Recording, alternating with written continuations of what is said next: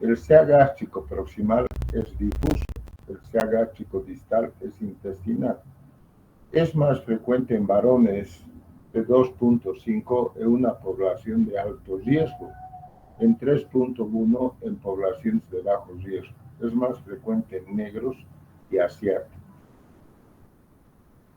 La patogénesis, un componente genético hereditario o adquirido en el sustrato celular, es influido por agresiones ambientales que acumulan mutaciones genéticas como lesiones precancerosas, la gastritis atrófica crónica, la metaplasia intestinal, la displasia gástrica y el carcinoma. El riesgo familiar aumenta 8 veces. Ahí hay el ejemplo de Napoleón Bonaparte. Dicen que Napoleón Bonaparte murió de cáncer gástrico, que su papá murió de cáncer gástrico, que su abuelo murió de cáncer gástrico, que sus tíos murieron de cáncer gástrico. Entonces, dentro de ese tipo de relación, en función de lo que es la patogénesis, atribuyen de que la cuestión genética o hereditaria tiene un componente bien importante en la predisposición al cáncer gástrico. La anatomía patológica. Existe la clasificación de Borman, que clasifica al Borman 1 como carcinoma polipoide, al Borman 2 como carcinoma ulceroso sin infiltración, al Borman 3 como carcinoma ulceroso infiltrante, al Borman 4 como carcinoma infiltrante difuso, al Borman 5 carcinoma que no encaja en ninguna de estas 4 categorías. Esta clasificación de Borman es una clasificación en función de lo que es la endoscopía. Luego tenemos la clasificación por etapas, que es la clasificación internacional que compete al sistema TNM, que tumor primario significa T. TX no se puede valorar el tumor primario. T0 no hay evidencia de tumor primario. TIS, carcinoma in situ. T1 invade la lámina muscular o la submucosa. T2 invade la muscular o la subserosa. T3 penetra a la serosa sin invadir estructuras adyacentes y T4 invade estructuras adyacentes. El ganglio linfático regional que representa NX no se pueden valorar los ganglios linfáticos regionales. N0 no hay metástasis a ganglios linfáticos regionales. N1 metástasis en 1 a 6 ganglios linfáticos regionales. N2 metástasis en 7 a 15 ganglios linfáticos regionales. N3 metástasis en más de 15 ganglios linfáticos regionales. Las metástasis a distancia, que significan MX, no se pueden valorar las metástasis a distancia. M0 no hay metástasis a distancia. M1 metástasis a distancia. Los resultados quirúrgicos R no hay tumor residual, R1 tumor residual microscópico y R2 tumor residual macroscópico. Dentro de los síntomas y signos para el cáncer gástrico, tenemos que la pérdida de peso representa un 62%, el dolor abdominal 52%, las náuseas 34%, la anorexia 32%, la disfagia un 26%, las melenas un 20%, la saciedad temprana 17% y el dolor de tipo ulceroso un 17%. Dentro de los signos físicos puede haber una masa palpable, o sea, al hacer un examen físico vamos a encontrar a nivel de epigastrio sobre todo una masa palpable. De acuerdo al proceso evolutivo, la masa que palpemos, o a lo mejor no palpamos nada, ¿no? Pero dentro de lo que ya es un proceso evolutivo que da lugar a la percepción dentro del examen físico, se va a encontrar una masa palpable.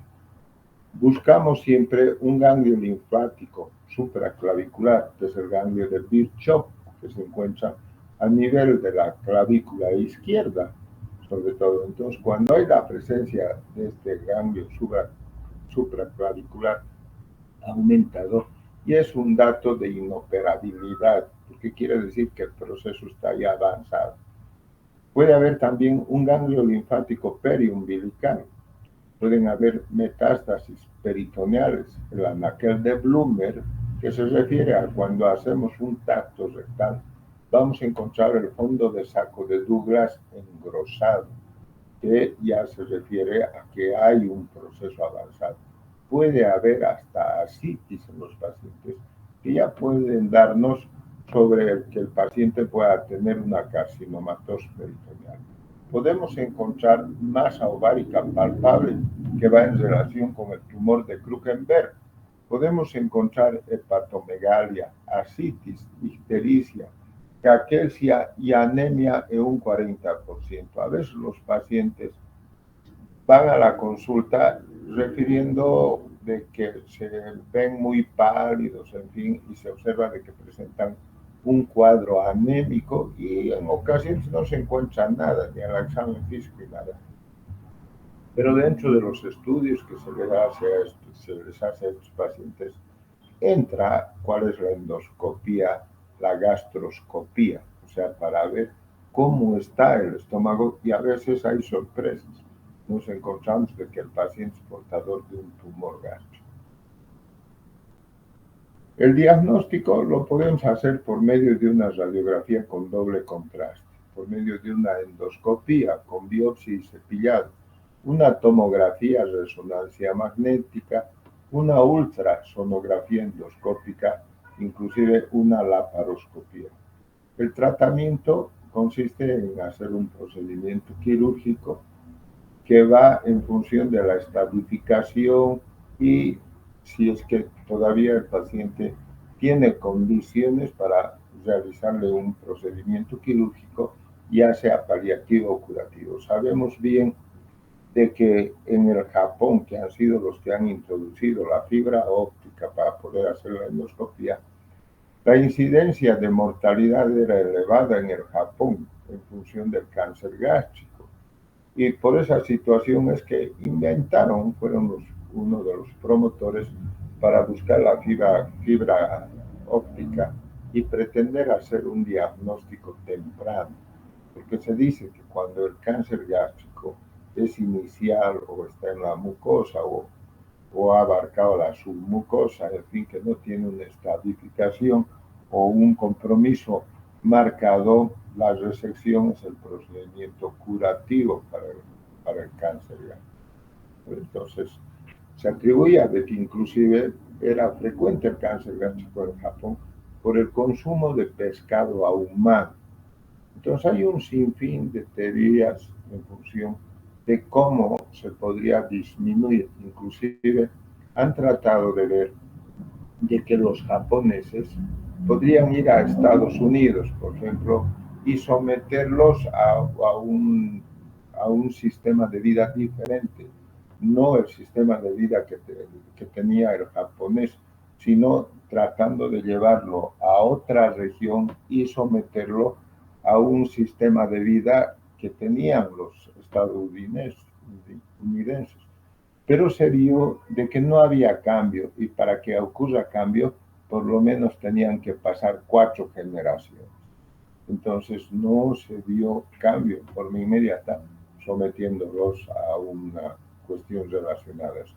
Y hoy en día acá, por ejemplo, en Chile, que es uno de los países latinoamericanos con mayor frecuencia de cáncer gástrico, inclusive tenía conocimiento, no sé si continuarán con eso, habían estos casos ambulantes o ambulatorios que hacían procedimientos de endoscopía con finalidad de tratar de tener un diagnóstico temprano de los procesos neoplásicos. Aquí vemos en esta imagen, por ejemplo, aquí hay un tumor a nivel del fundus gástrico, otro a nivel del cuerpo gástrico y aquí otro a nivel del antro. Aquí vemos el estudio varitado que muestra la falta de relleno en esta zona lo cual significa que está ocupada por un proceso. Aquí lo mismo, ¿no? Aquí vemos que hay una falta de relleno. Estos ya son los procesos en los cuales el cáncer está avanzado. Aquí tenemos los ganglios supraclaviculares izquierdos, que implica de que hay metástasis y que les había dicho que es un dato de inoperabilidad. Según este cuadro, a este signo que les he dicho que es el signo de Virchow, aquí conocen como el signo de Trozier. Esta es una imagen de una literatura italiana. Aquí vemos las metástasis hepáticas de un proceso neoclásico. Vemos metástasis también en el epiplón menor, ¿no ve? A nivel de la curvatura menor del estómago. Metástasis prepilóricas por debajo de la parte infrapilórica en los ganglios, que habíamos dicho anteriormente, la distribución de los ganglios del estómago, donde drenaban, en fin, y la importancia de estos ganglios en función de lo que es el tratamiento para el cáncer gástrico. Aquí vemos también los ganglios o metástasis a nivel de los ganglios de la curvatura mayor. Aquí ya vemos lo que es el tumor de Krukenberg, que está comprometiendo los ovarios en la mujer, ¿no? Aquí ya vemos una parte que correspondería, hay un nivel que podría corresponder a una citis ya neoplásica, o el tumor que va a comprometer lo que es el fondo del saco de Douglas, la siembra, ya lo que se denomina el anaquel de Douglas. ¿Sí? Si hay alguna pregunta hasta aquí, adelante.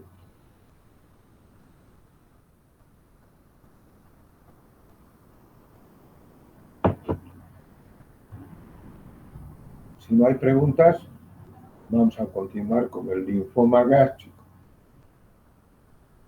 50% de todos los linfomas gastrointestinales son gástricos.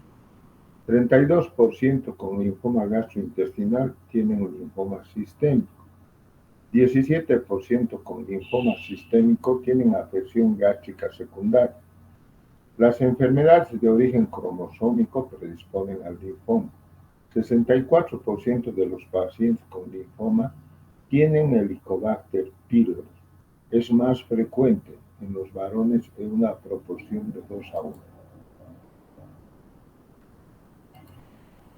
La patogénesis. Los linfomas gástricos primarios se originan en el tejido linfoide relacionado a la mucosa gástrica. El pseudolinfoma es un cáncer de bajo grado. La anatomía patológica es similar al cáncer gástrico difuso. Se clasifican 5 categorías. Una categoría como infiltrativo, ulceroso, nodular, polipoide y combinado. Los síntomas: dolor abdominal, náuseas, vómitos, saciedad temprana, anorexia, pérdida de peso, anemia y masa palpable.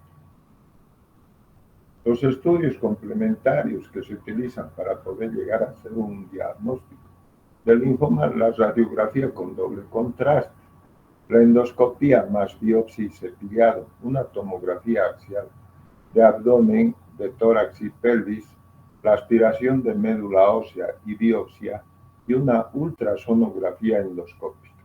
La laparoscopía o laparotomía con biopsia hepática y valoración esplénica y de ganglios mesentéricos. El tratamiento y pronóstico. La gastrectomía total con esplenectomía y disección de ganglios linfáticos en bloque, radio y quimioterapia producen tasas de curación alcanzables con la cirugía. Con cirugía, la supervivencia a 5 años es de 34 a 50%. Muchas veces acontece que estos pacientes portadores de un linfoma son diagnosticados con biopsia inclusive, después de que le han hecho una endoscopía, como adenocarcinoma. Entonces, ¿qué hacemos con estos pacientes que suelen tener un adenocarcinoma, que tienen indicación quirúrgica? Se someten a una gastrectomía total, inclusive pueden haber, de acuerdo a la localización del tumor, que va esto para el adenocarcinoma mismo, que si el tumor está únicamente comprometiendo lo que es la parte píloro antral o el antro y el píloro, con una hemigastrectomía o una gastrectomía subtotal es suficiente, pero independientemente también de que hay que hacer una disección ganglionar, hay que retirar todos los ganglios donde drena la parte linfática del tumor. Entonces, con eso se complementa. Pero si, por ejemplo, el tumor estaría a nivel del cuerpo, del estómago, el drenaje linfático inclusive llega a los ganglios que están en la parte de la región esplénica, lo cual va con decir a que se le tenga que hacer también al paciente una esplenectomía. Entonces, dentro de estas cosas, implica de que estos procedimientos van a dar lugar a una gastrectomía total ampliada que implica la resección inclusive del vaso, o sea, la extirpación del vaso y la cola del páncreas, porque ahí va la parte de infiltración linfática. Entonces, en eso consiste. Y en este tipo de situaciones, llegando a lo que es el linfoma, al tener un tumor que es grande, el paciente, lo que hacemos es una gastrectomía total. Pero así como dice acá, que con la radio y la quimioterapia se producen tasas de curación alcanzables con la cirugía.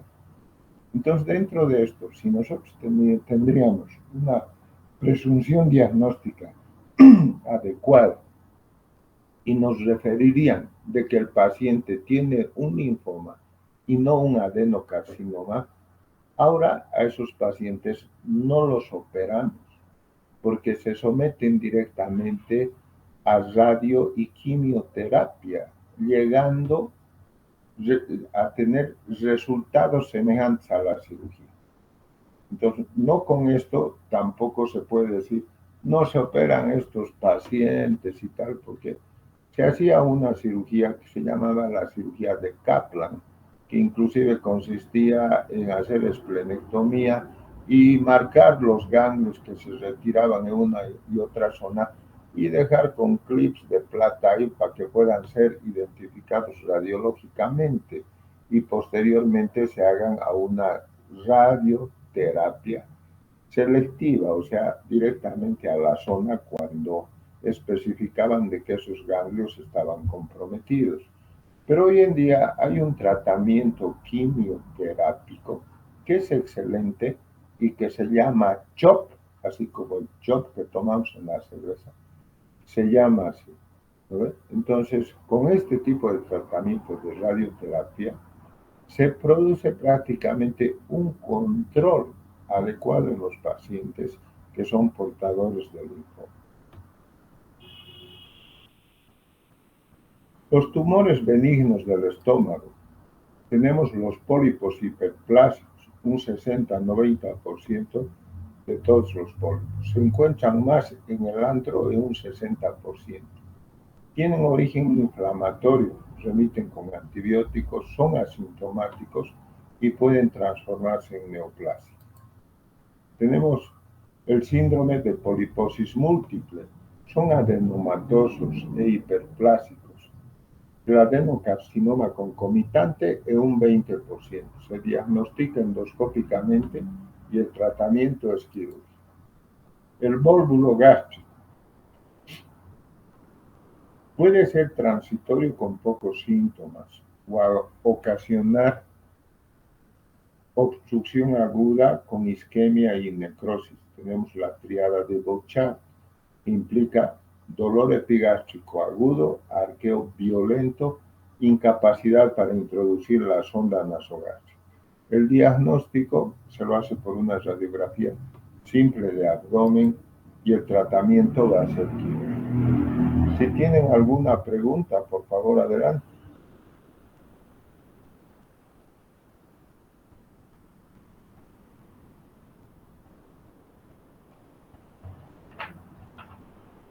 Para pasar a la parte de intestino delgado, voy a un ratito desconectarme de ustedes y vuelvo enseguida, ¿ya?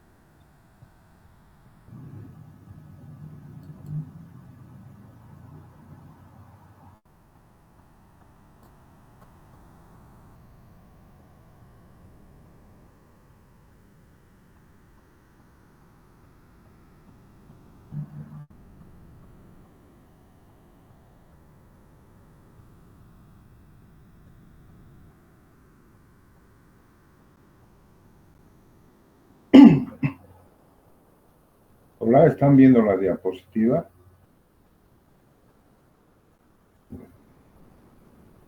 Bueno, ahora vamos a ver la parte de intestino delgado.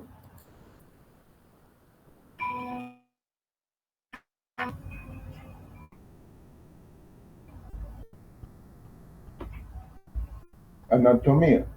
Embriológicamente deriva del intestino medio en la quinta semana de vida fetal. Mide de 2,70 a 2,90 centímetros. El duodeno 20 centímetros. El yayuno de 100 a 110 centímetros. El ilion 150 a 160 centímetros.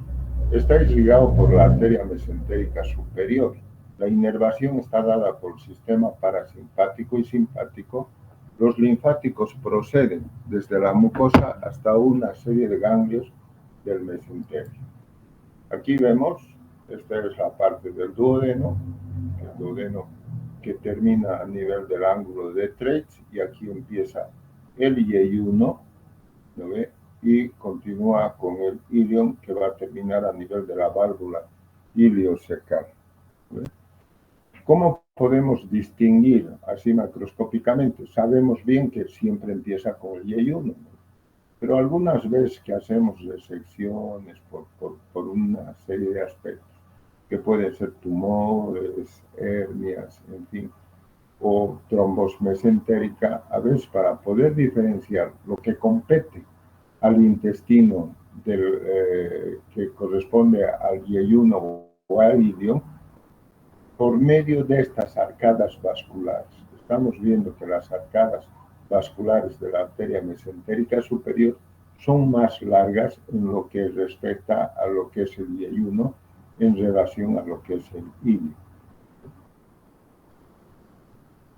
La anatomía microscópica consta de 4 capas: mucosa, submucosa, donde está el plexo de Meissner, la muscular, el plexo mientérico de Auerbach y la serosa. La fisiología interviene en la digestión y absorción. Es la principal función de sustancias nutritivas, agua, electrolitos y minerales, carbohidratos, proteínas, grasas y vitaminas. La motilidad está dada por el vago, que es colinérgico y excitator, y el simpático, que es peptidérgico e inhibidor. Aquí tenemos que la parte de lo que corresponde al yeyuno es donde está la absorción de grasas, de proteínas, de carbohidratos, minerales como el calcio, magnesio, hierro, las vitaminas A, D, E, K, la B, C y el folato. Los oligoelementos como el zinc y el cobre. En cambio, la parte del ilion sobre todo interviene en la absorción de la vitamina B12 y los ácidos biliares. La función endocrina. Existen hormonas gastrointestinales como la gastrina, secretina, colecistocinina, motilina, polipéptido inhibidor gástrico, péptido intestinal vasoactivo, neurotensina, péptido liberador de gastrina, somatostatina, enteroglucagón y péptidos y receptores. La función inmunitaria. Se ingieren numerosas bacterias, parásitos y virus. El principal mecanismo inmunitario es la síntesis y secreción de inmunoglobulina. Dentro de los procesos patológicos existentes a nivel del intestino delgado, vamos a nominar lo que es la obstrucción intestinal. Vemos la obstrucción intestinal que puede estar relacionada a la parte del yeyuno o del hilo. Entonces vamos a hablar exclusivamente de lo que va desde donde es el ángulo de Treitz a la válvula ileocecal. La etiología. Pueden haber causas extraluminales, adherencias, hernias, carcinomas y abscesos de la pared. Causas de la pared como tumores primarios, tuberculosis intestinal, enfermedad de Crohn e intususcepción. Causas intraluminales como cálculos, enterolitos, cuerpos extraños y besoares. Aquí vemos en este cuadro que más o menos el 60% está representado por la presencia de adherencias. Ocurre que antiguamente, como no se hacían tantas cirugías, en primer lugar estaban las hernias, pero hoy en día que mucha gente se opera y tal, las complicaciones de las cirugías, que son las adherencias, dan lugar que esta patología, las adherencias, bridas y adherencias, entren en un porcentaje de un 60%. Diversas causas, menos del 5%. La enfermedad de Crohn, menos del 5%. Las hernias, más o menos un 10%. Y las neoplasias, más o menos un 20%. Aquí tenemos en esta imagen una intususcepción, o sea, vemos de que el intestino delgado se ha introducido a nivel del colon. O sea, sería una intususcepción ileocólica. Entonces, lo que se hace, no se estira el intestino para desinvaginarlo, sino lo que se hace, se va apretando por una parte como si se estuviera ordeñando, digamos. No sé si alguien ha ordeñado una vaca o tal, pero ese es el sistema para poder ir desinvaginando, porque si agarramos de aquí, traccionamos de esta parte y de esta otra, se va a anclar y no vamos a poder reducir. Al hacer este ordeñamiento, un poquito traccionando de aquí, sí se puede desinvaginar. La invaginación es más frecuente en los extremos de la vida, en los niños y en los viejos. Entonces, en los niños, ¿qué es la sintomatología que presentan? Presentan dolor abdominal, distensión abdominal, pero inclusive se puede palpar una masa a nivel de fosa ilíaca derecha semejante a una morcilla. Y estos niños tienen la característica de que tienen deposiciones, y las deposiciones se las asemeja a una deposición en grosella. Entonces, haciéndoles una placa radiográfica simple, vamos a ver que hay una gran distensión abdominal y una imagen compatible con un proceso oclusivo. El diagnóstico va a ser simple por la relación de los márgenes de edad, o sea, los niños y tal. ¿Y qué vamos a hacer como parte del tratamiento? Le vamos a colocar o darle un enema varitado. El vario es pesado y al colocar el bario por el enema va a dar lugar a que se pueda desinvaginar. Y si no se logra con este procedimiento, pues va a requerir de un procedimiento quirúrgico. Y si tienes insuscitación peritoneal, que ya implicaría una asa necrosada, en fin, también tendría indicación de procedimiento quirúrgico y el procedimiento quirúrgico estaría enmarcado en que si es que hay compromiso intestinal o no. Si no hay compromiso intestinal, con la desinvaginación, aquí como estamos viendo, se va a solucionar el procedimiento quirúrgico. Aquí vemos también una obstrucción por una hernia, esta probablemente es una hernia inguinal, en la que vemos que hay compromiso intestinal, hay una necros del intestino delgado, y esto va a dar lugar a que se tenga que hacer una resección. Sabemos bien que las hernias tienen un componente relacionado. Bueno, las hernias pueden ser reducibles, irreductibles, pueden ser incoercibles, coercibles, pueden ser encarceladas, pueden ser estranguladas, ¿no? ¿Cómo vamos a diferenciar una hernia encarcelada de una estrangulada? Que la hernia estrangulada va a presentar fiebre y taquicardia en el paciente, va a dar ese tipo de sintomatología, así vamos a ver diagnóstico diferencial. En este caso ya vemos que es una hernia estrangulada y da lugar a hacer una resección y una anastomosis término terminal. Aquí tenemos otra hernia, pero en este caso lo que está necrosado es un divertículo de Meckel que está en el saco de la hernia. Es un divertículo que no va a producir un proceso obstructivo porque hay continuidad por esta parte del intestino y únicamente está comprometido lo que es el divertículo de Meckel. Aquí tenemos otro proceso obstructivo por un cálculo biliar. Aquí este cálculo, estos pacientes suelen presentar, especifican como dolores de tipo calambre, o sea, dolor de tipo cólico que va a veces venciendo la obstrucción que produce el cálculo y tiene un descanso y otra vez hasta que estos cálculos se van a impactar en la parte final del ileum terminal, porque esta parte es un poco más angosta en relación al resto del intestino y da lugar a que no avance y condicione a un proceso obstructivo. Radiológicamente vamos a ver niveles hidroaéreos. Podríamos sospechar de que es un ilio biliar porque el paciente nos podría contar una patología biliar de que ha tenido cólicos vesiculares o que le han diagnosticado que tenía cálculos, alguna cosa de esas.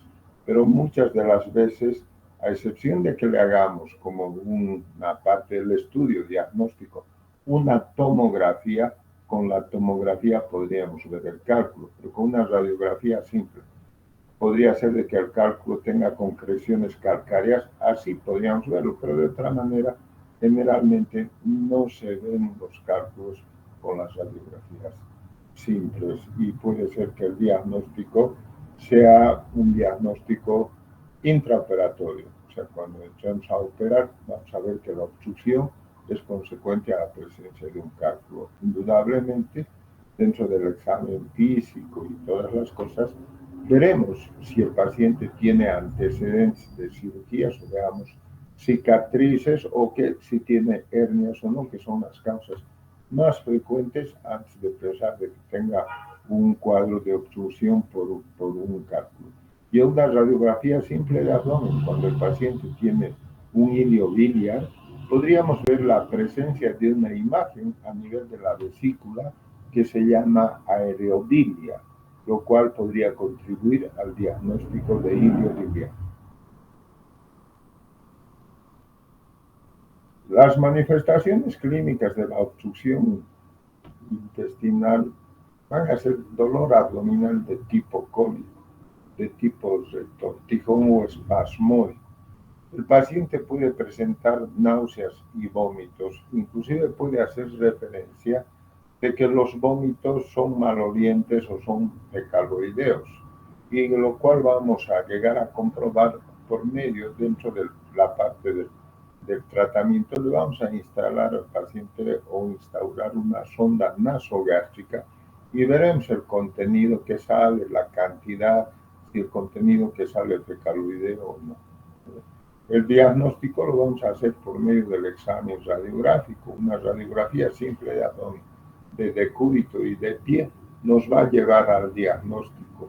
En las radiografías de cúbito vamos a ver de que hay distensión de asas intestinales, van a estar distendidas las asas intestinales, podemos ver que hay edema de pared, hay un espacio entre asa y asa que va a pintar un margen medio blanquecino que va a implicar el edema de pared. Y en la radiografía de pie vamos a ver los niveles hidroaéreos. Y el laboratorio nos puede mostrar una leucocitosis con desviación izquierda, nos puede mostrar también procesos relacionados a un desequilibrio hidroelectrolítico, una urea elevada, inclusive la creatinina puede estar un poco elevada, que puede ser presrenal, que va a estar en relación a la elevación de la urea, y haciéndole una hidratación es muy probable que esa creatinina se ponga dentro de un rango normal. Hay que hacer un diagnóstico diferencial entre obstrucción simple en comparación con obstrucción con estrangulación. Ya les había dicho que la obstrucción simple no va a dar lugar a taquicardia ni fiebre. En cambio, si la obstrucción es con estrangulación, que ya hay sufrimiento intestinal, vamos a ver de que el paciente tenga fiebre, tenga taquicardia y tenga una leucocitosis marcada. Aquí vemos en esta radiografía, es una radiografía de cúbito, porque les dije, se ven aquí asas de intestino delgadas que están aumentadas en diámetro. Y vemos aquí una zona blanquecina que compete al edema de pared. Y esta es una radiografía de pie en la que vamos a ver niveles hidroaéreos que nos van a llevar a un diagnóstico de obstrucción intestinal. Es bien importante el hacer un diagnóstico diferencial entre lo que es una obstrucción mecánica y un ilio paralítico, que más adelante está. La obstrucción intestinal, el tratamiento, la reanimación con líquidos. Le vamos a poner soluciones parenterales, suero fisiológico, Ringer normal, Ringer lactato. Le vamos a dar antibióticos porque el proceso obstructivo que tiene en el intestino da lugar a una proliferación bacteriana. Entonces ese paciente ya tiene un proceso de contaminación y por eso que ya hay que darle antibióticos en forma preventiva. Una descompresión con sonda nasogástrica. Le vamos a colocar una sonda nasogástrica. Hay diferentes sondas nasogástricas. La que habitualmente utilizamos es la sonda de Levin, la que probablemente ustedes han visto. Hay otras sondas que son la sonda de Miller-Abbott, que tiene una columna de mercurio en la parte distal de la sonda, y el mercurio es pesado. Entonces, cuando se ponen estas sondas, da lugar a que vaya avanzando la sonda y pase inclusive la parte del ángulo de Treitz. Pasándole la parte del ángulo de Treitz, es más factible que la descompresión sea más efectiva, y en ocasiones, inclusive con este procedimiento, se resuelve la obstrucción intestinal si no está comprometida o no es una obstrucción intestinal complicada. Y luego, si no remite con estos métodos, ¿cuáles son?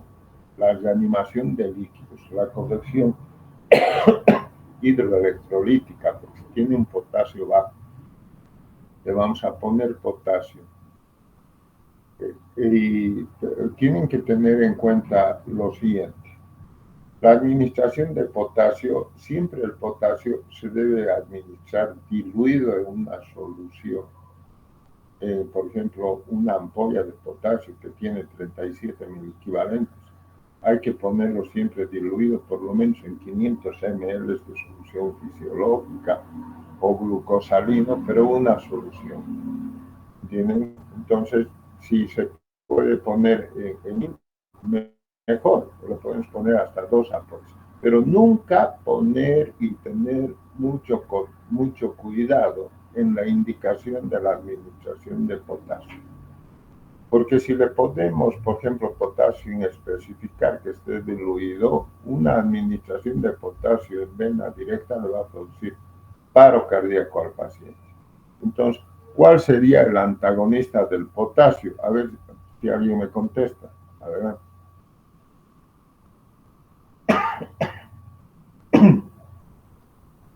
Hola.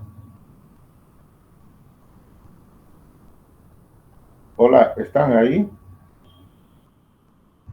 Bien, yo no les estoy interrumpiendo lo que les voy hablando porque no tengo casi respuesta.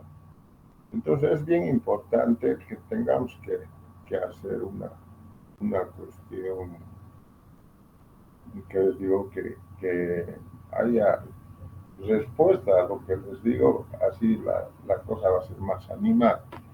Y les digo de por medio, para que ustedes tengan cuidado, que la administración de potasio por vena, porque viene inyectable, puede condicionar un paro cardíaco. Y el antagonista del potasio es el gluconato de calcio. Entonces, si por alguna circunstancia hay algún paro cardíaco y qué le han puesto, siempre va eso, ¿qué pasa? Entonces, muchas enfermedades tienen desconocimiento y por desconocimiento es que aplican así, digamos. Y han ocurrido esas cosas, pues por eso que yo les hago mención en esto, que tengan cuidado con la cuestión del potasio. Y si ustedes ven de que la enfermera no está ni bien preparada y tal, hay que especificarle bien de que siempre el potasio tiene que ir en una dilución, ¿ya? Y una dilución que sea importante, o sea, no poner, que puede ser que el suero se esté acabando y que tenga 50 ml o 100 ml y ahí le pongan una ampolla o ponerle el suero rápido, digamos, eso le puede condicionar un paro cardíaco. Si ocurriría algo, el gluconato de calcio, que no tiene tanto cuidado como el potasio, porque el gluconato de calcio viene en unas ampollas y le podemos poner directo al paciente y no diluido, porque ya viene una ampolla un poco grande que ya está diluida en lo que se recomienda. ¿Ves? Entonces eso va en función de esto de la corrección de líquidos y electrolitos en los pacientes que suelen tener cuadros de obstrucción intestinal. ¿Verdad? Y si no remite con este tratamiento, podemos inclusive repetirle una placa radiográfica o preguntarle al paciente, oye, ¿has eliminado gases, por ejemplo? Si el paciente dice, sí, he eliminado gases, entonces quiere decir que esta cuestión de la reanimación de líquidos, la sonda nasogástrica, todas estas cosas, están siendo beneficiosas y que a lo mejor no lo vamos a operar al paciente y con eso se va a resolver, ¿no? Y si no fuera así, vemos de que sigue igual y si todavía el paciente tendría un contenido fecaloideo que sale por la sonda, yo creo que ya no, a ese ya hay que operarlo nomás. ¿Ves?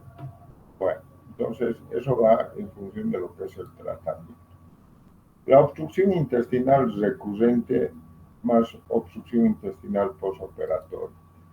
Muchas veces estos pacientes que se operan por bridas y adherencias, ¿no?, están cursando el postoperatorio y otra vez hacen procesos obstructivos, porque otra vez hacen bridas y adherencias.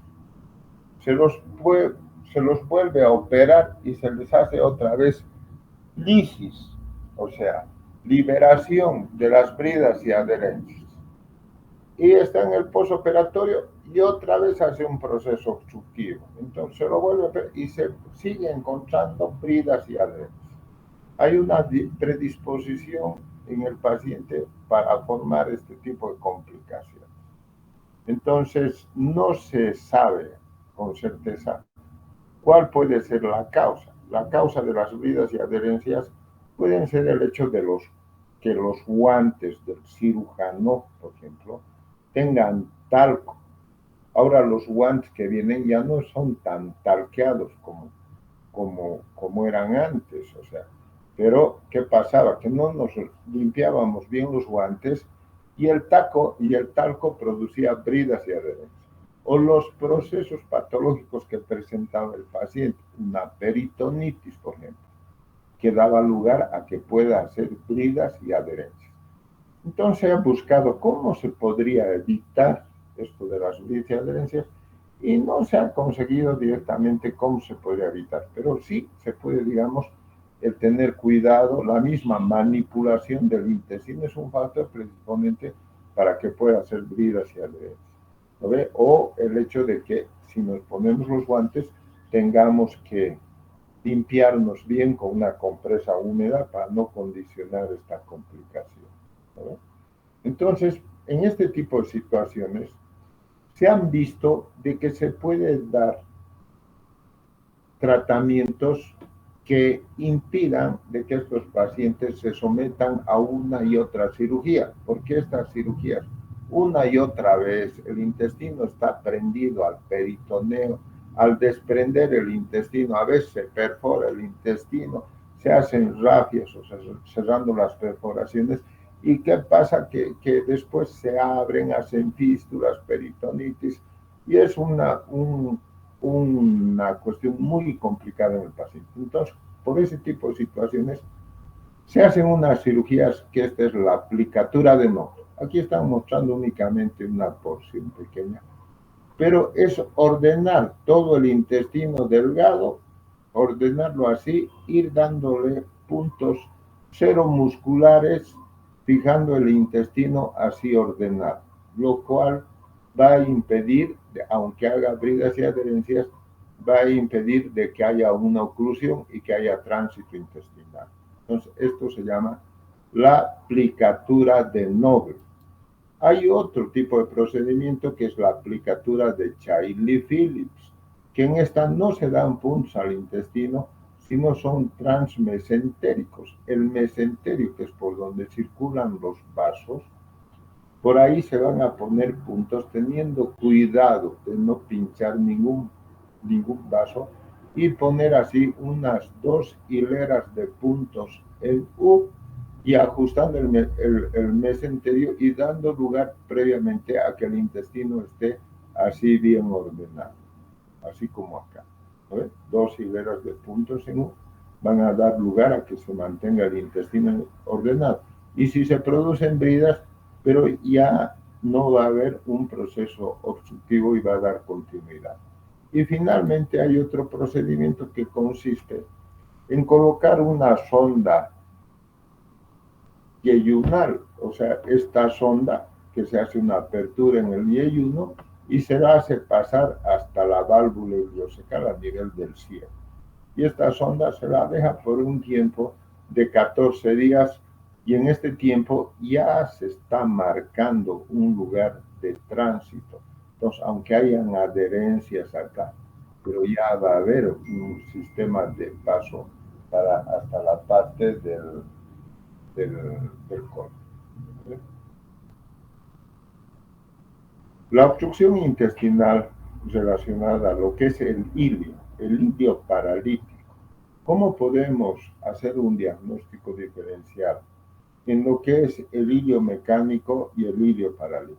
Ya hemos dicho que el ilio mecánico tiene causas extramurales de la pared e intraluminales. ¿No? Hemos hecho referencia de todas esas cosas. Pero también hay un ilio que es el ilio paralítico, que el paciente va a estar tranquilo, tendrá distensión abdominal, tal vez un poco molesto por la distensión, pero no va a tener cólicos intestinales, no va a tener un dolor tan marcado como hay en el ilio mecánico. Y a la auscultación, en el ilio mecánico va a haber un aumento del peristaltismo, un peristaltismo de lucha, ruidos metálicos y tal. En cambio, en el ilio paralítico va a haber un silencio abdominal. No va a haber directamente peristalsis.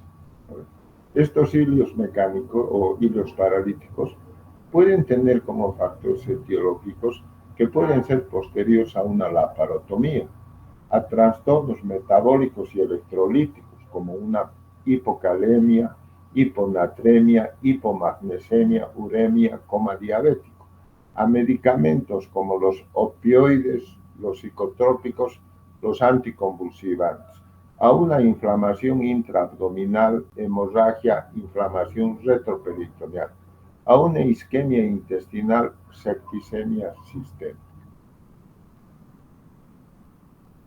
Hay una cuestión que es bien importante entre el hilio mecánico y el hilio paralítico, el diagnóstico diferencial radiológico.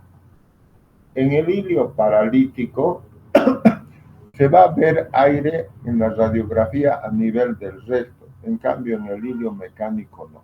Entonces ese es el diagnóstico diferencial entre una y otra entidad.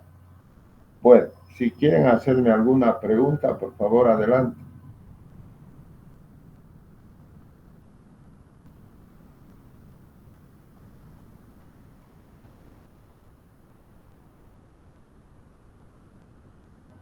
¿Alguna pregunta?